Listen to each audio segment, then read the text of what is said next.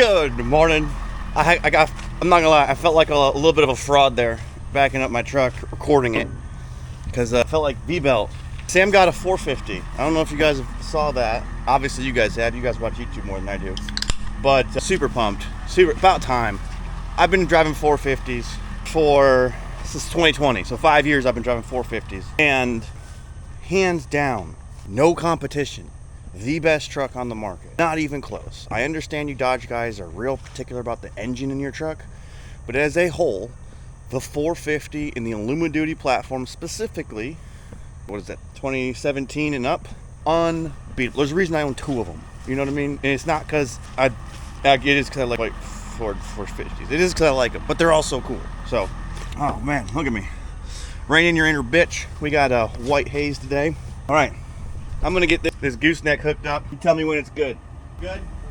Guys, you gotta make noise, you son of a bitch. Hey, no laying down on the job, guys. You got a job to do here, remember? Yeah. Oh, a little bit more. Close enough. Watch this. I'll push this over. It's not a big deal. But what I do is I leave my jack down so that it's not slamming on the truck really hard. Ready? Here. You can't push that trailer. Bet you I can. All we gotta do is rotate on that rear axle. Booyah.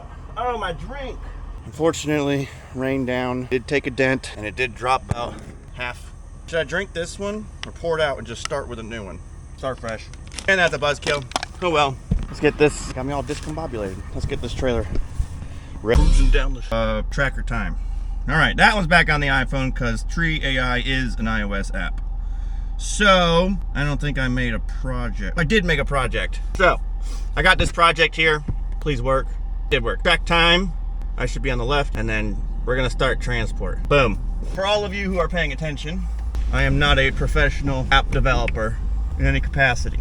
This is very difficult for me to do. And getting it done, but there are glitches. There are bugs, there are dead buttons because I just haven't built that button, what's behind that button out yet, right? So if you download it, just text me first. Hit me up on Twitter, Mr. Tree Shop. I don't care. I don't have Instagram on my phone, so don't hit me up there. Shoot me an email, office@FLTreeShop, and I'll get on a call with you. I'll show you what does work, what doesn't work. The reason I am launching the app right now in its beta form is because, one, there are some functions on here, job costing and stuff like that, the industry desperately needs, and we also need to start tracking times. So the time tracker and the budget loadout builder works. So those two things specifically work. You'll see things start showing up as I chase bugs out and I fix problems and all that kind of stuff. But for now, it's free. Free also does mean tech support is not that fast. I'll get to it when I get to it. If you text me, I will write it down in my book. You'll see me write down this. I do have my computer with me. If I absolutely have to make quick revisions to get the app to function, I will do that in the videos. That does not happen in real life. I will not just drop what I'm doing to ship an update so your phone will work. I just want to be realistic. I want to set expectations. This is a functioning forestry mulching business at the same time. You know what I mean? So I have to do all the forestry mulching stuff that you're doing and also my own stuff, right? That mirror, oh, that is just not ideal. Other than that, once I get fuel and I get some energy in me, we are doing the diamond video right now on the drive. I have my notes, I have my green pen. All right, we're gonna do it now. Oh no, where'd my knife go? I have a diamond knife in here somewhere. Oh, there it is. All right. This is a slightly used, a Diamond Pro X2 knife. I probably should know the name of this knife if I'm gonna make the video. I don't really know what the name of the knife is. It just goes on the Pro X2 mulcher. I also assume it's backwards compatible. It doesn't make sense that they wouldn't make it backwards compatible, which also means you CMOF boys might even be able to run this. I don't know exactly. Oh wait, no, CMOF knives don't have this pocket. So this is more of, I don't even know, it's their own design. Oh, cat. The old FAE knives. That's what these remind me of. These remind me of the excavator mulchers and the, like, I guess, it's just the old FAE design that Cat used to sell. The HM215C from, like, 2017, like that. Switched over to, like, the new FAE and the Fecon and such. That's exactly what this knife reminds me of, and I just realized it, which is funny because I wrote a bunch of stuff down. Anyways, this knife in particular does have a bolt stuck in it. What was, you can see the bolt doesn't come all the way to the end. This is just a pro tip. You're welcome. We figured it out. It's kind of wasn't an accident, but if you don't use the full length bolts, the bolt will break. Well, it'll right there. There's the backside, you know what I mean? So use the right length bolts. I think that the short bolts are for another application, possibly. But for the Pro X2 drum mulcher, you got to use the full length bolts. Other than that, let's get into the details. I wrote it down, so I'm gonna read it. All right, let's open up the book. Don't use the short bolts. It says it right there. All right, we're gonna talk about a few things, so you guys are gonna really like this, because I did math, and I think it's accurate. First, I feel like Diamond sat down a long time ago and said, hey, we need to own the market more. I'm assuming they wanted to pull away from their Morbark acquisition. CMOF acquired Morbark. Diamond was creating their mulchers off of a license of the CMOF design. Gyrotrack's involved everywhere. It's crazy. Anyways, drama. Anyways, CMOF then got acquired. After Diamond started making mulchers with the CMOF design, CMOF got acquired by Morbark. And if you've ever heard me talk about Morbark, I just Chevrolet of the industry, right? Of everything that Morbark touches, it just fails, dies. It loses that special touch that got the brand to the point that it was valuable enough for Morbark to pay for it, right? And sad, but it is the case. Brands seem to die when they go to Morbark. I don't really understand it. It's a good payday though, I'm guessing. I don't know. But I'm assuming that Diamond was sitting down and watched the, sorry, we're going through Disney area, so the I-4 expansion is still in progress. But I'm pretty sure Diamond sat down after that acquisition happened and was like, hey, Morbark's gonna charge the crap out of us to use this license still. So once it expires, we need to be able to shift from the CMOF design to our own design. So they came up with the Pro X2, and that's obviously what you can see. It still has that Diamond feel, but it is clearly not a CMOF foundation from the design standpoint. It's its own mulcher now, which is super cool. So, when they sat down, I think their meeting went something like this. And who knows? The CEO, let's just say it's the CEO, probably wasn't, but the CEO says, hey, we need to build a new mulcher that isn't a copycat. We need to build our own mulcher. We need to stick to our roots. We need to stick to who Diamond is and who the Diamond users are, and build a mulcher that fits in this category great. And we're going to full send in every option except bolts. We're going to use the same bolts that every other mulcher in this industry uses that suck, okay? I'm just kidding. I mean, I don't understand why the bolts in the forestry mulching game, you have to be so careful not to cross-thread these things. They cross-thread, you just look at it sideways and it'll be like, ah! It'll be going in straight for a 1/4 inch. And then all of a sudden just, that's so annoying. Brake clean your bolts, spray with some Freol, but you spray with something, just a little bit of a lubricant, and it'll be fine. But I really think that the bolts in the forestry mulching industry need to be changed. Anyways, they sat down and they said, what does success look like for Diamond mowers and our professional drum mulcher? And they came up with a bunch of cool stuff. Like, there's a lot of features on the mulcher that are actually really cool, but we're talking about the knives right now specifically, because this is like, well, this is where the metal meets the wood, right? This is where the magic actually happens, is right at this cutting edge. So we'll start there. We'll work our way back through the mold as we want to. The knives are most important though. So they decided that when they sat down and started talking about their knife design, which Jordan, one of them, shout out Jordan at Diamond, they wanted a one-pass finish. Now, in forestry mulching, in my opinion, one pass is one pass. A knock it down pass would just be one forward, if that makes sense. It's not done until it's hit twice, basically. At minimum twice. Diamond wanted to limit it to 2. They wanted to make a knife, a mulcher, but the knife specifically, that would process debris in one pass, right? They did it. The pen is good enough for Instagram, I'll tell you that, okay? single pass that this knife creates on, you know, in debris, regular vegetation, if you control your pace forward, if you're just like full forward, well, then you're just going too fast. But if you process as you go at a rate that is productive and consistent movement forward and back, when you're done, you will have a quality finish that is acceptable in the industry. You do it one more time, you have that flawless looking finish, okay? That once for on the FECON or the FAE, like it just, when you does it right, the mold looks different, right? This will do that in 2 passes. 1 pass is acceptable for what mulching is, technically speaking. So if you really want to get chopped up real smooth in small chunks, 2 passes will get it done, which is super cool. Hold on, 1 finish. All right, durable and then pricing. Durability. Let's talk about non-vegetative debris. I had this one hair somewhere in my beard. I'm not gonna lie, guys. I've been wanting to cut my beard off. These hairs that just tickle my nose. All right, durability.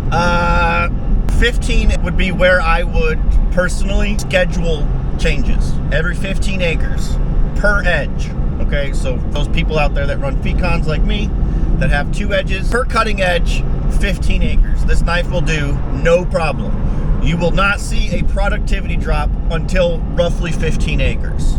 Assuming you keep your head flat, you don't get a bunch of trash, right? Like if it's good, clean 15 acres where everything goes right, you don't really eat a lot of dirt, stuff like, you don't have a bunch of sand, stuff like that, then 15 acres is acceptable for this fed. I pushed it, I have the knives at home somewhere, but I did push it one time on a set, mostly just because of shipping issues. There was storms that like held up and I was out of town, and it was like, well, I'm not coming home just to get knives, so we're just gonna finish while we're here. And I did 30 acres on one set, 32 actually. And let me tell you, okay, after the 30 acre mark, I was very angry. I didn't film it because I was filmed some of it, but I just didn't save it because I was just like, this is so frustrating. Yeah, done that far. You're just gonna be you're just gonna be hammering the stuff apart. We did get it done. We did start to overheat and stuff a lot when the knives get really low like that, and it's just working so ridiculously hard. But we did the job done. So when I got home, I switched them, and then the next job I went to, I was just like, oh yes, this is what it's this is what it's supposed to be. It was very nice. So acres, it is a little bit better than FECON. FECON gets about 20 acres per set or per knife, but double-edged knife, right? So I have every 10 acres on my FECON. You can stretch it out to 12 to 13 acres. You can even get to 15 if you really wanted to. But after 10 acres, there is a provable drop in production on the FECON. So 10 acres on a FECON per edge, 15 picked on a diamond. That is the most durable knife I have ever used. I'll just say that. I don't know if it's because it's smaller. I think it has more to do with the metal. I think the word is metaller. I know Jordan made a comment one time that they went and tested their own recipes. Like they metal. I don't know. I don't do metal. I don't really care. I think it's super cool. That the source, right? They just liquid at one point, I'm assuming. And I feel like they really did a good job. Like their app shows when you're at work and you feel it. I call it the X factor. It is just this little bit of boost. Like it's evident when you hit hard things or palmettos. This thing eats palmettos. I was very nervous. The first job I took this head to, brand new head. And we set of knives on, obviously. It was like a 17 project and it was all palmettos. And they wanted all the palmettos mulched. It was brain numbing. And I was just like, oh no, this is gonna be terrible. Let's bring this mulcher instead of the FECON. Mostly because I know how the FECON runs through palmettos and I have 74 horsepower. So I was just like, let's see what the diamond head can do. Not a problem, okay? These slice through palmettos like they're not palmettos. Like this thing will slice through palmettos like a palmetto is a softwood. It was like, wait, I literally called Lacey when I was on the job site and I was running the machine. I was doesn't care about palmettos. Bull palmettos, 16 feet high. Throw it up, slam it down. You can do the whole thing in one push. If you want it, just to show it doesn't stall the head. Pancaking bull palmettos. smaller it is, the faster it goes through it, obviously. That numbers are based on no sharpening. I do not sharpen knives. If you sharpen knives, no offense, you're wasting time and you have too much of an ego, okay? You not sharpen those knives accurately every time. And every knife is a little bit different. It's a waste of time. Knives are not that expensive. We'll talk about pricing next, but just, you are wasting your time. You know what I mean? Like, understand the opportunity cost of that time. It is faster just to swap knives out, and it's more productivity, and it provides a better value and a better finish for your customers. It also, in theory, would protect your machine a little bit from those extra vibrations that are caused by bad sharpening angles. Guys, do I say this politely? I don't know how to say it politely, so I'm not gonna say it. But sharpening is boomer stuff, okay? Price business accordingly so that you operate on average at the highest level of productivity. You want to maintain that. There is shouldn't below a certain percentage of right. So if you difference between your standard and where you are gets too big, your customer is the one that typically has to deal with the problems, right? Whether it's the job takes longer, it's more expensive, there's whatever. The customer is ultimately the one at the end of the day that feels the production. As a business, you don't feel it because it's one job over one day or whatever. You know what I mean? It's like it's a small blip in time. But for the customer, it's like thing in their life right now is whatever project you're mulching on, typically, right? It's just maintenance. But if you're opening up a property so they can start doing their own building, you know what I mean? Like, it's a big deal for them. So don't stuff that drags it down, right? Change your knives, they're super cheap. All right, so pricing, I don't know, like 27 a piece, roughly. I think it actually counts bolts too, but piece, which makes them which diamond mathematically at the best deal on the market per acre. Okay, I'm gonna read the numbers. These are based off of dealer, like okay, this is not eBay China knives. Okay, this is from the manufacturer according to AI.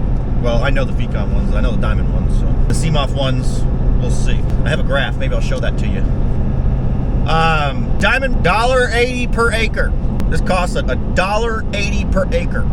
How much are you charging per acre? How much do you average per acre? You know what I mean? $1.80. Do you think you could factor that into your budget, into your pricing, to make sure that your customer gets good knives? Probably. Anyways, Fecon, even though it's double-sided, is $2.20 per acre. So it's a lot more, but it's not close, right? $1.80 to $2.20. CMOF is $5 per acre. I'm not sure if the math on that is as accurate. I think they're going to be in the $3 range when I find better pricing. I'd like call CMOF. I just went online and looked at pricing, and it was like $50 a knife or something like that. But that seems high, so I think it's wrong. I think CMOF is around. It's probably going to be around $32 to $35 a knife. FAE is there too, which would put them at about that $2 per acre mark. Maybe $3 an acre. I'm not really sure where they're at, but they're not going to be cheaper than 27 bucks. I know that. And they're not going to produce 15 acres on a set accurately. I've seen their knives. I don't know. I know everyone loves CMOF, and actually I don't think the CMOF brand is as potent as it was 5 years ago, and I don't think it's going to even be a factor in 5 more years, honestly. Unless they do something crazy, but they're just going to copycat everybody else in the industry, because that's what Morbark does. Well, at least that's what big companies do. Morbark's not changing. Morbark, until AI might have enough pull to change a company like Morbark, or get them to at least respect the industry, and customers that buy the equipment, but probably not still. Anyways, cheapest per acre you can run, most durable knife you can run, as well as the head's on is also nice, but the head, get the 72-inch model. I like the 72-inch model. I ran 60-inch, but when I put my Fecon back on, I'm like, the right width. This is the width that I like. And also that extra foot does really help in, the foot helps with production. It just is a little bit faster. It doesn't matter what you're cutting. Having an extra foot of production, each pass does add up over an acre, right? Or over 10 acres or 100 acres. It doesn't matter. So just get the 72-inch version, your 74 horsepower machine. If it's a decent machine, we'll have no problems with it. If we'll push it, it's fine. When I say decent machine, I mean Cat, Kubota, Super Track, Vermeer, the Fecon. I don't really know whose it is. I think it's, let's just call it Fecon 135. I don't know. And that's like, I probably wouldn't even want to steal. Cat hit, really. Some like Bobcat up north, I understand that. So Bobcat, Cat, T86 on a Bobcat, T770 kind of thing. The Kubota 75, the Kubota 95, 97, whatever. I don't really care. And then Cat 265 and up. That's what you should. You should buy the 255. It doesn't make sense to buy that. Buy the 65 as the minimum on Cat's side, and run a 72-inch head. If you're gonna do it, that's like the. This is. I don't even. The 265 is not. It's a great machine. Don't get me wrong, but get the biggest machine you can basically afford. That's what you should. The most horsepower you can afford is what you should buy, assuming it's reliable and in market and stuff. Right. The most horsepower I could buy at the time. So it is what it is. Let me check my notes. I have stuff on the back page too. I wrote, hands down, these knives are the best knives I have ever cut palmettos with. Even bull palmettos. I already went over that. Hardwoods, tear. The only thing that like kind of is stumps, which makes sense. Everything, nothing like stumps. I think that's more with rotor weight than the knife, personally. But it is what it is. It's not a stump grinder. You know? Oh, last thing. No need for heavy tools. Okay, Fecon, I have to have a 3/4 inch impact basically to work the top of this head, right? To get the knives off and on. It's like 400 pounds for a Fecon bolt. I think these ones are 80, if I remember correctly. It's not 80 on the dot, I don't think. I think it was like 78. I don't know. I look at Doug on 3/4 or on the 3/8 impact. You know what I mean? Good enough. That in and of itself is nice because I had to buy a 3/4 inch impact, which was like, I don't know, $1,000 when it was all said and done, probably, between the battery and the impact and the socket, which is hard to find. Just go to Matco and buy it, or buy it straight from Fecon, by the way. Gotta have all special stuff, you know what I mean? Not the case with the diamond. On the diamond, you need a ratchet and a 3/4 inch socket. You're good. That's it. Pretty sure. I could be wrong on the socket size, but I'm pretty sure it's 3/4 inch. And like you can do it by hand if you had to. You know what I mean? So I like that. They're single use bolts. I haven't got a set of knives without bolts, at least. I don't know, maybe they're just sending bolts, but you don't need to anti-seize them, since that's the case. They're, you know what I mean, like they're not getting welded together in there. So you don't need anti-seize. You can if you want, but if you are, honestly speaking, if you're not married to a head yet, the Diamond Pro X2 head is a good head to get married to. With the innovation and the effort that Diamond is putting into the head, this is just version 1, right? This is Pro X2. What does Pro X7 look like? You know what I mean? I know it's not this is version 2, I guess, of the Diamond head. But the first one was a seam-off rip, so it's like, this is the first Diamond-only head, I believe. So, as far as the Diamond Pro X2 knives, Tree Shop approved. We appreciate their work and their effort on that and involving us. Like, it was fun.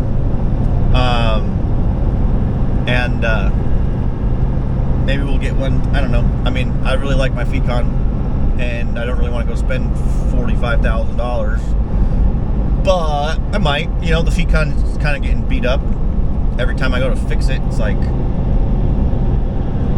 you got to do like this like resto mod stuff. Oh, I got to put a new bolt in here because this bolt's just flat wore out. And, you know, like things like that kind of start. So we got to get it balanced, as you'll see still. I don't know why it's taking so long to find someone that will balance it on camera, but like I do want to record it. So yeah, I have to see it. So I think, honestly, I think she found someone. I just saw a text earlier in our notes with a price on it for $800. So I don't know if that's like she booked it or that's the guy she wants to go with, but I don't really care. I want my machine smooth again. You know what I mean? So we are 28 minutes away. Still gotta get fuel for the machine. I didn't get fuel back there because the card tapper. Yeah, see you soon. All right, we made it to stop 1. There's 3 of these. All right, so go to my timers because I got here, right? And hit stop. Sorry, trying just to do the screen.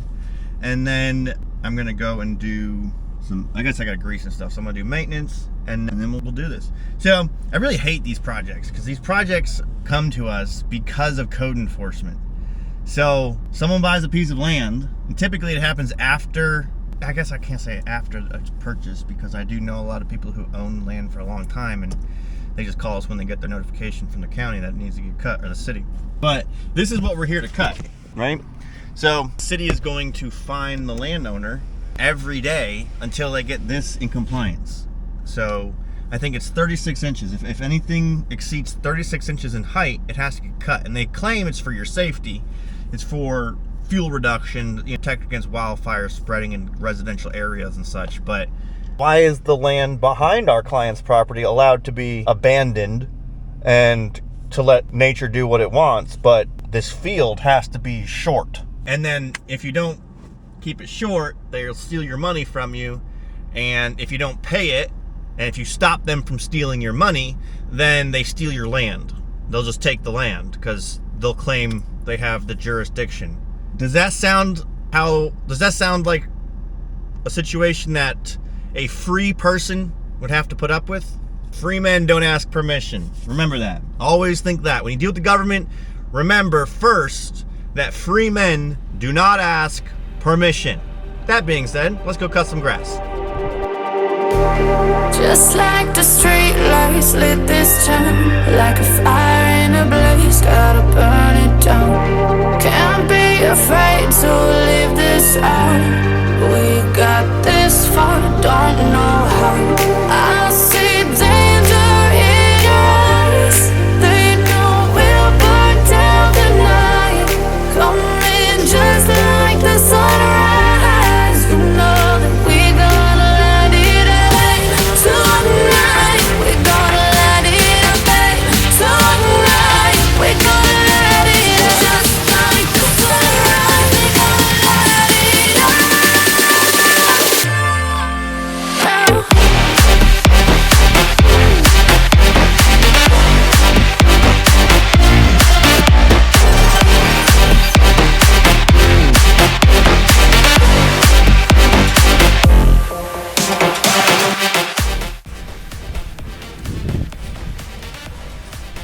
You guys like snakes?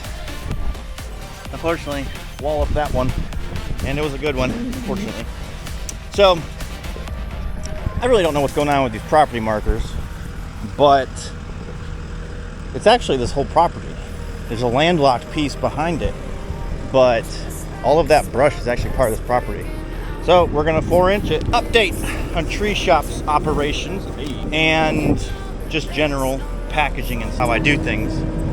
Going forward, I'm selling forestry mulching as a commoditized package in small, medium, and large, and then anything past that would be clearing, basically. So I just want to start talking about that. This would be a small package, right? We're doing 4-inch DBH maximum here, so that's a small package. It was supposed to be just mowing, basically, but I'm gonna confirm with Lacey that she wants me to take that, because as soon as I take that, all of that has to get kept up like this stuff does. So it technically would be adding more work to the client. So I'm gonna confirm before I take it. Case in point, I am only building tree AI for iOS. Android says, based on the GPS accuracy of the Android, it was saying we had to do farther in, basically the whole thing to that back fence line. Turn on my iPhone, boom. You're way off property. So I start walking onto property, right, towards property, and then the dot lines up with the property stakes. And it makes sense, right? It didn't make sense that I'd have to go farther into that property. It just the vegetation didn't match, you know what I mean? So I'm just gonna tighten up this edge here and do the road, and then we're going to the next one. We're not pushing into that. We don't mulch other people's land for free and charge our customers, you know what I mean? That's silly. Trying not to chip this sidewalk. I don't think I hit it, so we're good. I didn't see any concrete dust, you know what I mean? Alright, come over here, turn around, and then I'm gonna go like this. No, my bad. Go watch the rattle. I do not want to hit my truck. I'd rather hit the concrete than hit my truck. Obviously, they couldn't make it flat. Beggar! I'm sure you've seen that. Ah! Okay, going to the App Store. I'm gonna see if it's there. Okay. Super fired up right now. Tree AI. Enter. Oh! Oh wait, no, that was my search history. Oh! I'm on the App Store. I'm on the App Store. Oh! So excited, guys. So excited! I'm on the App Store. I can't even type. I should pull over. I'm gonna pull over. I shouldn't be driving right now. I'm looking at my phone too much.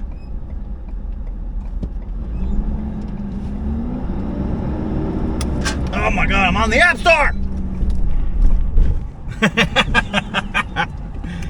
Oh, and we got an outside diesel pump open at a racetrack in Florida. Woo!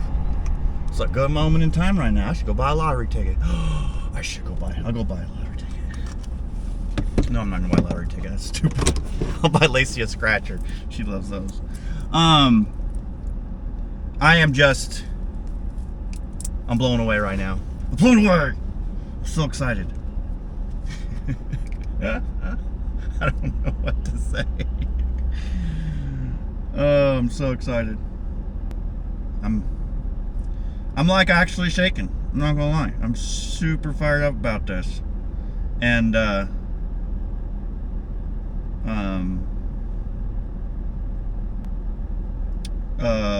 yeah, super cool.